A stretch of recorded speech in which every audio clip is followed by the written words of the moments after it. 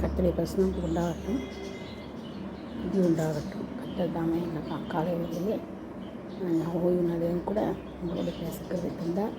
அதுக்காய் நன்றி. யாத்திராகவும் 4ஆம் அதிகாரத்தில் சில வசனங்களை பார்ப்போம்.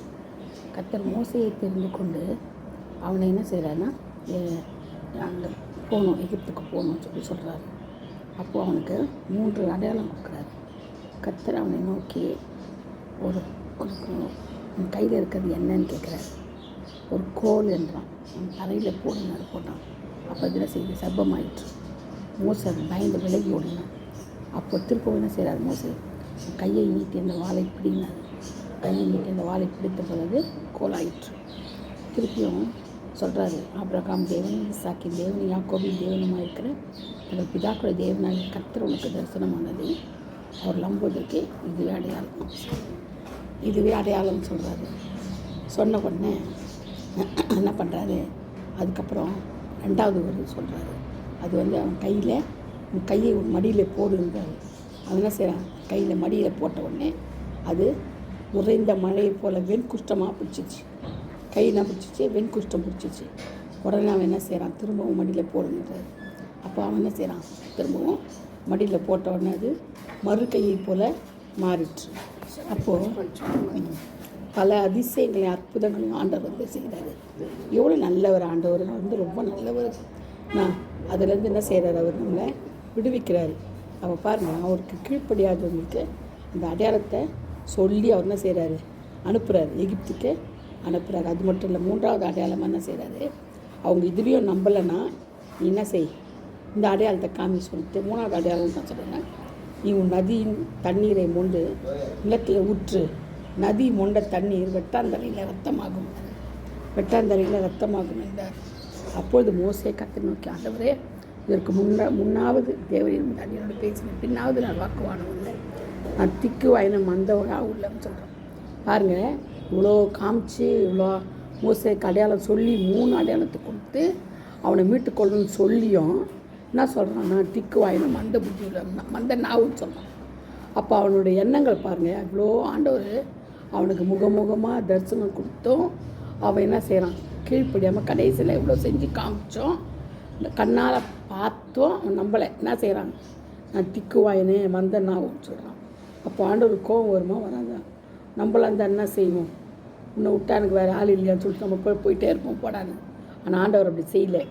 அப்போ கூட அவன் என்ன செய்கிற, விடாமல் அவனை கர்த்தர் அவனை நோக்கி என்ன செய்கிற, மனுஷனுக்கு வாயை உண்டாக்கினவர் யார், ஊமையனை செய்வனையும் பார்வையான சூழனை உண்டாக்கினவர் யார், கர்த்தராகிய நான் அல்லவா. நீ போ, நான் உன்னோட வாயோடு இருந்து நீ பேச வேண்டியது எனக்கு போதிப்பேன்டார். அவன் பாருங்கள், நம்ம ஆண்டவர் எவ்வளோ நல்லவர். அவன் இவ்வளோ சொல்லியும் அவன் மேலே கோவப்படாமல் நீ போ, நான் உனக்கு போதிப்பேன்டார்.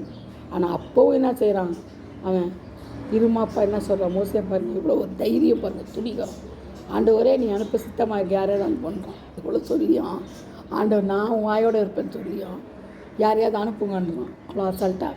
அப்போ தான் ஆண்டவர் என்ன செஞ்சார், கோபம் உண்டவராகி லேவியனார் ஆரோன் வரான் இல்லையா, அவன் சகோதரன், அவனோட நான் பேசுவேன், அவனோட பேசு, உன்னோட வார்த்தை அவனில் போடு சொல்கிறாரு. அப்போ அவன் என்ன செய்வான், பேசுவான். அவன் வரான், அதனால் அவனோட பேசு, நான் உன் வாயிலேருந்து அவன் வாயிலிருந்து இங்கே பேசுவவங்களுக்கு உணர்த்துவேன்றாரு. அப்போ பாருங்கள், எவ்வளோ அன்பாக ஆண்டவர் ஒவ்வொரு காரியங்களும் செய்கிறாரு. அது மட்டும் சொன்னால் கூட பரவாயில்லைங்க, அவன் உனக்கு பதிலாக ஜனங்களோட பேசுவான். இவ்விதமாக அவன் உனக்கு வாயாக இருப்பான். வாயாக மட்டும் இல்லை, நீ அவனுக்கு தேவனாக இருப்பான்றாரு. தேவன் யாருங்க சொல்ல முடியும், நம்மளை பார்த்து ஆண்டவர் சொல்ல முடியுமா நீ தேவன்னு? நான் மோசையை பார்த்து பாருங்கள், இவ்வளோ சொல்லியும் கண்ணால் கண்டும் நம்பாமல் இருந்தோம்.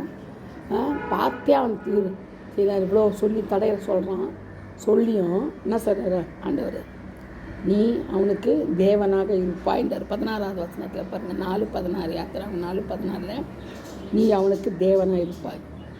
பார்த்தீங்களா, எவ்வளோ அன்பான ஆண்டவர். அவனை சகிச்சிக்கல. நீ அவனுக்கு தேவனாக இருப்ப, அவன் வாயோடு இருப்ப, நீ அவனுக்கு பேசுவான் உனக்கு பதில் அப்படி சொல்கிறாரு. பாருங்கள், நம்ம தேவன் அப்படியாப்பட்ட அன்பாக நிறைந்த தேவன். நம்ம தேவனை யாராலையும் என்ன பண்ண முடியாது, அன்பு இல்லாமல் பண்ணவே முடியாது. அது மட்டும் இல்லை பாருங்கள், நீ கோயில் கையில் பிடித்து கொண்டு போ, இதெல்லாம் அடையாளங்களை செய்வாங்க, அதையும் சொல்லிக் கொடுக்குறாரு. இந்த கோலை கொண்டு போ, என்ன செய்வா, அதனால் அற்புதம் அடையாளம் செய்வேன்னு சொல்கிறாரு. அது மாதிரி ஒவ்வொரு காரியத்தையும் நம்ம ஆண்டவர் என்ன செய்கிறார், நேசிக்கிறாரு. வாக்குதத்தம் கொடுக்குறாரு. அவன் மோசேப்பாங்க அவளை சொல்லி அவன் மேலே கோவப்படல. கடைசியில் தான் கோவப்பட்டுன்னு சொல்கிறாரு, நீ சகோதரன் உனக்காக இருப்பான்னு சொல்லிட்டு நீ தேவனாக இருப்பேன்றார். ஒரு பெரிய இடத்த கொடுக்குறாரு அவனுக்கு. பாருங்களேன் எவ்வளோ பெரிய இடத்த கொடுக்குறாரு அவனுக்கு. அந்த மாதிரி நம்ம கொடுப்போமா?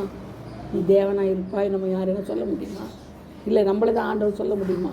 சொல்ல முடியாது. ஏன்னா அவனை ஆண்டவர் தெரிந்து கொண்டார். அவனை தெரிந்து கொண்டதுனால தான் அவர் விடாப்பிடியாக அவனை கூப்பிட்டுறாரு. சரியா? அவனை கொண்டு தான் செய்யணுன்றது அவருக்கு வைராக்கியம் இல்லையா?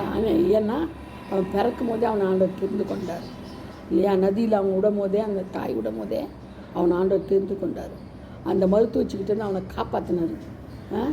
எப்ரேயர்கிட்ட இருந்து அந்த இதுலேருந்து என்ன செய்யும், அந்த எகிப்திலேருந்து அவன் எப்ரேயர் அந்த ஓடி வந்தான். அப்போ பாருங்கள், ஆண்டவர் எவ்வளோ நல்லவர். அவனை பாதுகாத்து அவனை பெரியவனாக்கி அவனுக்கு திருமண காரியங்களை வாய்க்க பண்ணி இப்போ அவனை என்ன செய்கிறாரு, எகிப்துக்கு அனுப்புகிறாரு. என்னுடைய சகோதரர்களை ஜனங்களை மீட்டு கொடுக்க, என்னுடைய ஜனங்களுடைய கூக்குரல் என்கிட்ட கேட்குதுன்னு சொல்கிறார். அவருடைய முறையீடுகள் என்கிட்ட வருது, நீ என்ன செய்யணும், அவங்கள விடுதலையாக்கி கொண்டு வரணும் அப்படின்னு சொல்லி அவனுக்கு எல்லாவற்றையும் சொல்லி கொடுத்து அனுப்புகிறாரு. அதே மாதிரி பாவனுடைய இருதயத்தை நான் கண்ணினப்படுத்துவேன் அப்படின்னு சொல்லியும் அவன் அனுப்புகிறாரு. பாருங்கள், நம்முடைய தேவன் எல்லாவற்றுக்கும் மூல காரணமாக மட்டும் இல்லை, பகிரங்கமாக செய்கிறவராயும் நன்மையாக மட்டும் செய்கிறவராயும் இருக்கிறார். கர்த்தர் தாமே இந்த வசனங்களை ஆசீர்வதிப்பாராக, பாதுகாப்பாராக.